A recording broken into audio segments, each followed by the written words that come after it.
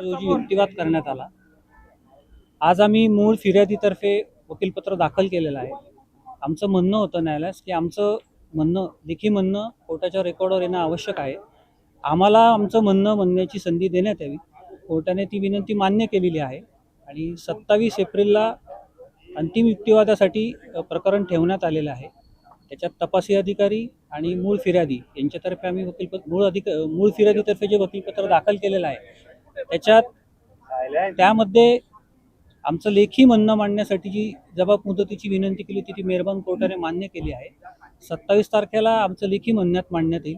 तपासी अधिकारी यांचं देखील म्हणणं येईल, सरकारी वकिलांचं म्हणणं येईल। थोडक्यात सर्व पक्षकारांचं, फिर्यादी आणि आरोपी आणि सरकारी वकील यांचं म्हणणं मांडून त्याच्यानंतर फायनल काय जे युक्तिवाद होऊन पुढचे आदेश होतील। 27 एप्रिल पर्यंत तिला अटक होऊ शकते का, काय नाही? हो, तिला आता तरी कुठल्या प्रकारचं इंटरिम प्रोटेक्शन देण्यात आलेलं नाहीये, त्यामुळे अरेस्ट करू शकतात। कुठल्या प्रकारचं प्रोटेक्शन देण्यात आलेलं नाही।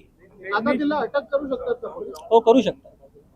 तिला ते गरोदराचं ते म्हटलेलं होतं जे वकिलांनी त्यांच्या सर्टिफिकेट काय सादर केलं आहे तसं की काय रे, की कोर्टात काही नाही दस्तऐवज सादर केलेला आहे, तो युक्तिवाद केलेला आहे, पण त्या संदर्भात माझ्याकडे कुठलं कागदपत्र नसल्यामुळे आता मी काही सांगू शकत नाही।